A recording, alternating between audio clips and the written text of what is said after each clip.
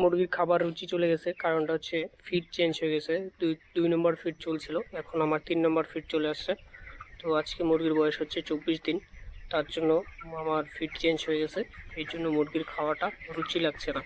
তো মুরগির রুচির জন্য বা খাওয়া এনার্জির জন্য এই যে হিমালয়া যে 32টা আছে এটা দিবে। এটার দামও বেশি না, 310 টাকা। এই যে দেখছো 310 টাকা। তো এটার দাম হিসেবে মানে ভালো কাজ।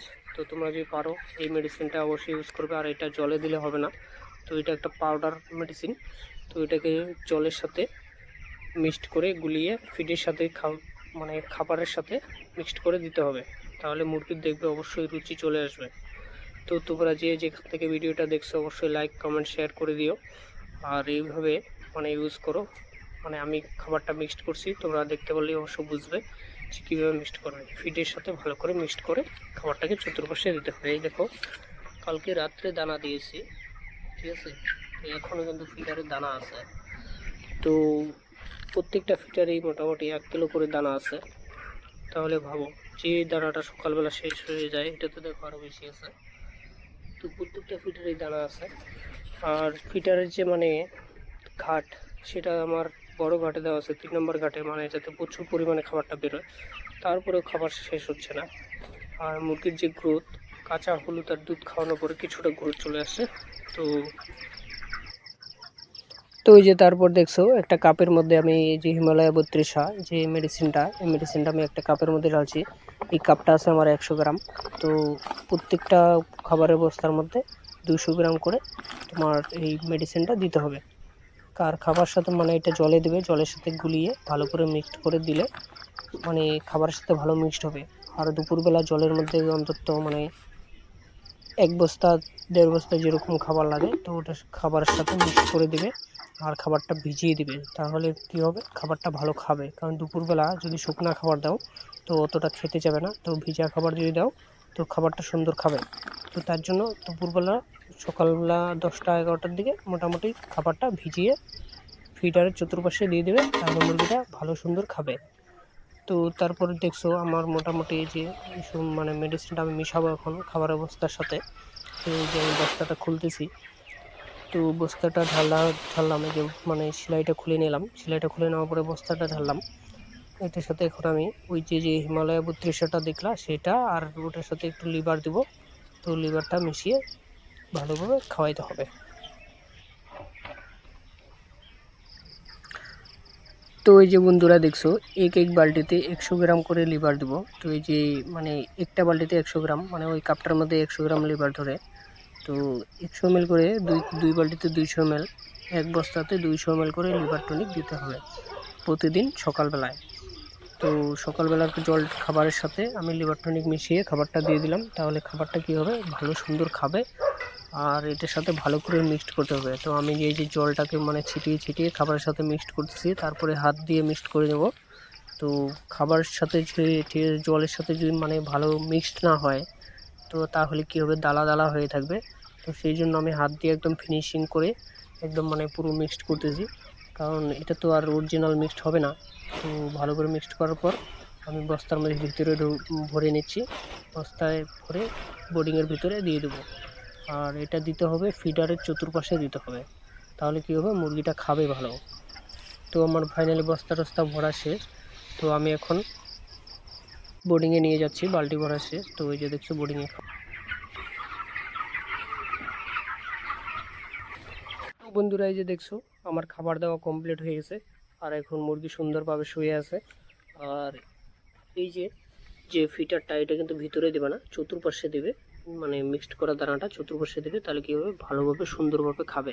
আর ভিতরে দিলে কী হবে, আটকায় থাকবে, কারণ খাবারটা ড্যাম।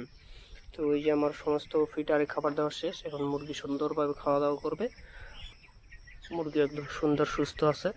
তো তোমরা ভিডিওটা কন্টিনিউ দেখতে থাকো। তারপরে এই যে দেখছো বন্ধুরা, সমস্ত কাজ কমপ্লিট হয়ে গেল আমার।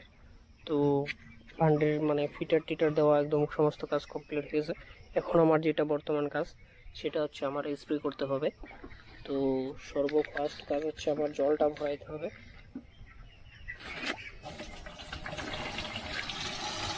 তো এই যে মোটামুটি আমার 10 লিটার মতন জল নিতে হবে। তো আমি এই যে 10 লিটার জল নিয়ে নিচ্ছি। তারপর আমাকে এখানে স্প্রের ওষুধটা দিয়ে দিতে হবে। তারপর যেটা কাজ হচ্ছে আমাকে স্প্রে করতে হবে, কারণ মোটামুটি 1 দিন পর পর স্প্রে করে যেতে হবে। ওষুধটা নিতে হবে মোটামুটি 30 ml মতন, 10 লিটারে 30 ml। তো এই যে আমি 30 ml ওষুধটা নিয়ে নিলাম। তো এটা কিন্তু স্প্রে ওষুধ।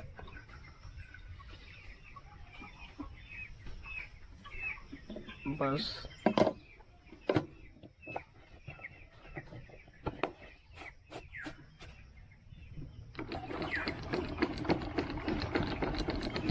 একটু ঝাঁকি দিয়ে নিলাম। তো বন্ধুরা আমি স্প্রে করতে থাকি, তোমরা দেখো।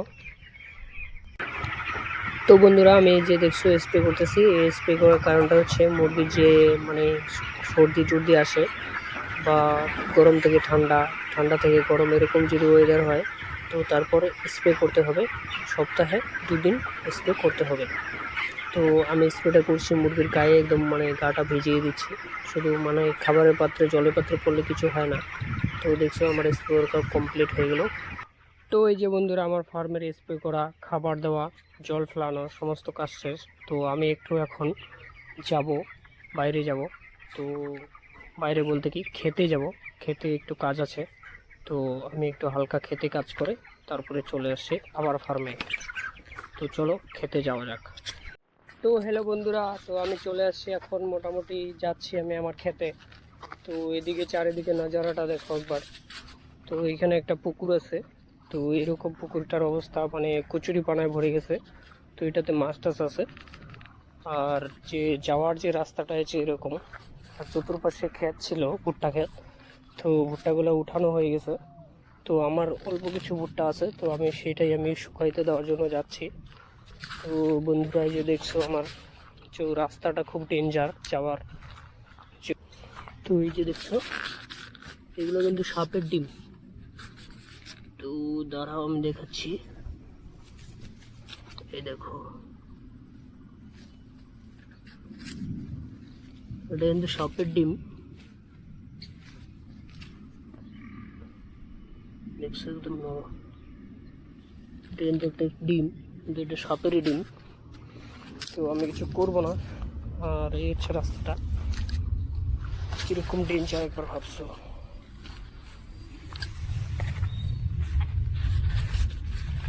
বহুত খতরা রাস্তা।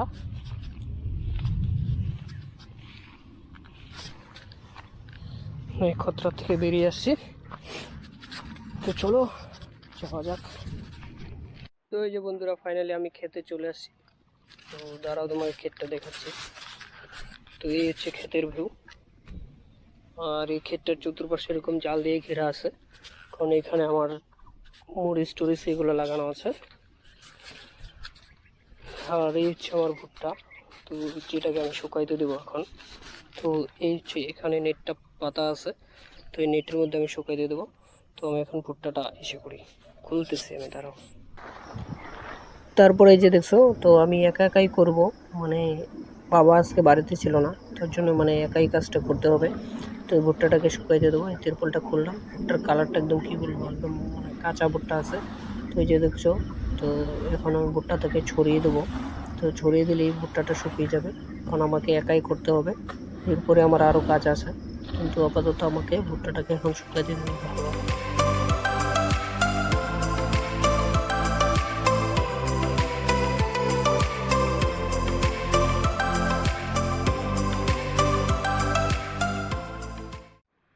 ভাই মেহনত কতটা পরিশ্রম, পরিশ্রম না করলে বুঝবে না, ঠিক আছে? মানে মা বাবা পরিশ্রম করে টাকা এনে দেয়, বসে বসে খাই, বুঝতে পারি না।